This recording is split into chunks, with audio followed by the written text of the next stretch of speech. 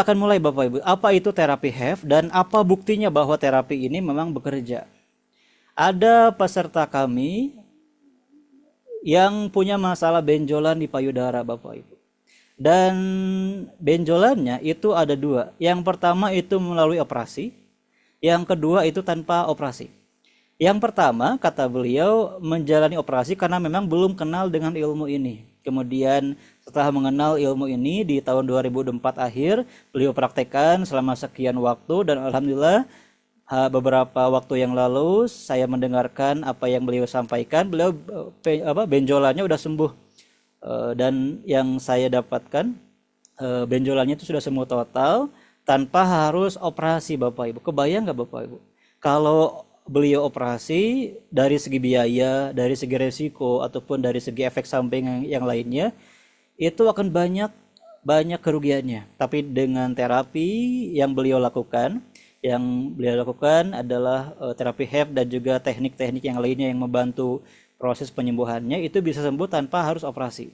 Dan ini juga sudah di-upload di YouTube saya, Kelas Dimas. Bapak Ibu nanti bisa simak bagaimana apa kata beliau untuk masalah benjolan ini.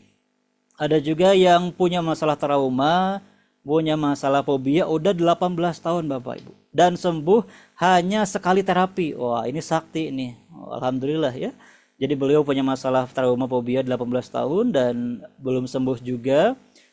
Saya belum tahu dalam 18 tahun ini apa yang beliau lakukan. Tapi masa sih Bapak Ibu 18 tahun itu beliau gak ngapa-ngapain, pasti sedikit besarnya ada usaha supaya bisa sembuh. Namun bertemu dengan kami, berjodoh dengan kami dan akhirnya bisa sembuh hanya dalam sekali sesi terapi. Jadi waktu itu hanya 1 jam 2 jam, 1 sampai 2 jam, dan saya langsung bantu beliau dan ternyata langsung sembuh waktu itu juga, alhamdulillah ya. Ada juga di sini yang punya masalah insomnia, punya masalah susah tidur, udah siap tidur, udah pengen merem, udah siap diranjang, udah siap merem, namun gak tidur juga, pikirannya berisik ataupun susah aja masuk ke kondisi tidur. Nah, ini juga banyak peserta kami yang punya masalah seperti itu, punya masalah susah tidur dan masalah tidur yang lainnya. Dan alhamdulillah sekarang sudah normal, bahkan tidurnya sudah nyenyak, tidurnya sudah enak, bangun tuh seger Bapak Ibu. Ada juga yang kecemasan ya atau anxiety, itu bisa kami bantu juga dengan terapi ini. Ada juga di sini yang marah-marah Bapak Ibu. Ada di sini yang mudah marah, boleh ngaku Bapak Ibu, angkat tangannya. Yang ngerasa mudah marah, mudah emosi, jangan malu ya, karena ini masalah banyak orang Bapak Ibu.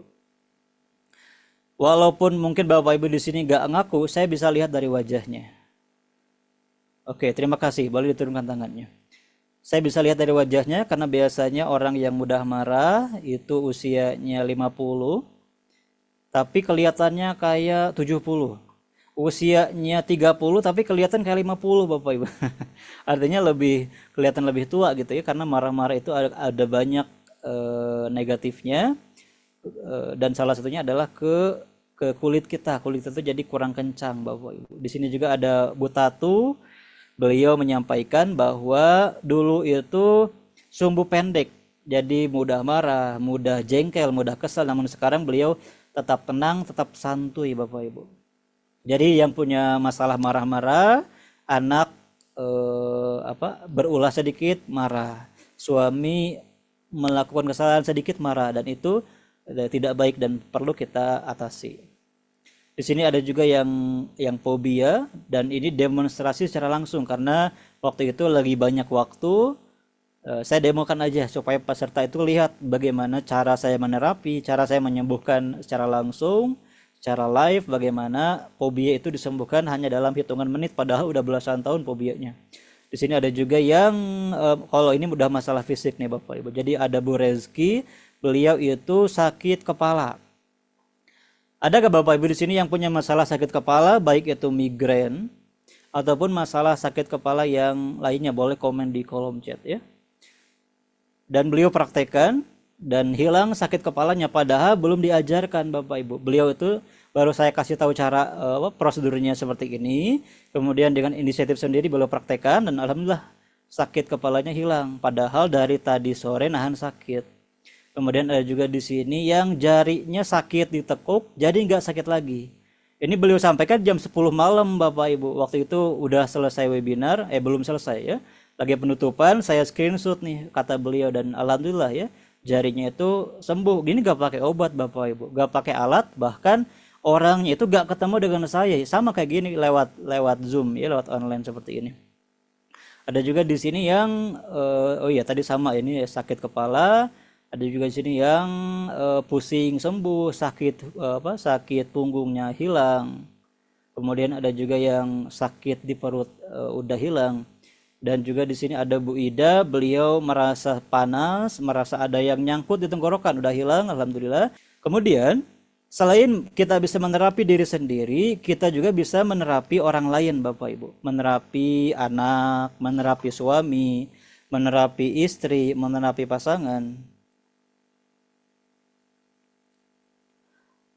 Menerapi ibu yang mungkin sekarang masih hidup, kemudian ada juga keluarga yang lain, bahkan ada teman kita yang curhat, kita bisa menerapi mereka. Dan di sini ada cerita dari Bu Ida bahwa pulang dari kantor beliau ngelihat anaknya sakit, kemudian beliau praktekkan, alhamdulillah Bapak Ibu, udah nggak nyari lagi, anaknya bisa senyum dan dia pun bisa langsung makan. Coba Bapak Ibu, siapa di sini yang sudah punya anak dan apa masalah anaknya? Apakah anak itu kecanduan game, kecanduan gadget? Apakah anaknya itu ada masalah sakit atau apa? Boleh komen di chat.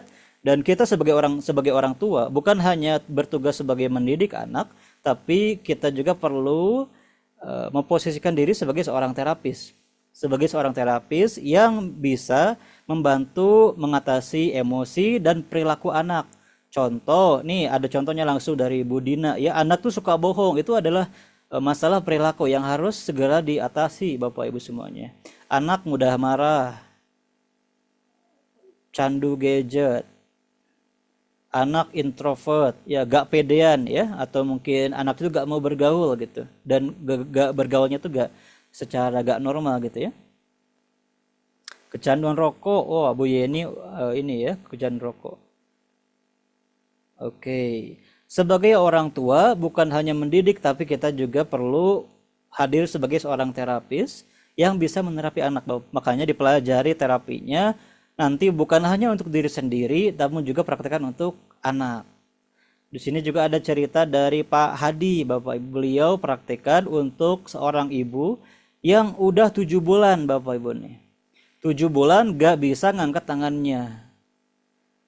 Nah, kemudian beliau sudah ke dokter, dilakukan penyuntikan, belum juga sembuh Bapak Ibu. Alhamdulillah tadi malam dibantu dengan EFT. Waktu itu beliau belajarnya di EFT bukan di HEF Bapak Ibu. Itu teknik yang banyak kesamaannya. Kemudian ada kemajuan, tangannya bisa diangkat. Ibu ini menangis karena merasa bahagia Bapak Ibu. Padahal ini baru pertama kali. Kebayang nggak Bapak? Dia udah ke dokter, udah disuntik tapi belum sembuh juga, mungkin udah juga berobat, minum obat segala macam dari dokter, belum sembuh juga Bapak Ibu. Kemudian beliau bantu dan alhamdulillah sudah bisa ngangkatnya dan ini termasuk yang instan. Instan Bapak Ibu dan tidak ada biaya, gratis artinya kalau memang kita udah bisa menguasai terapinya.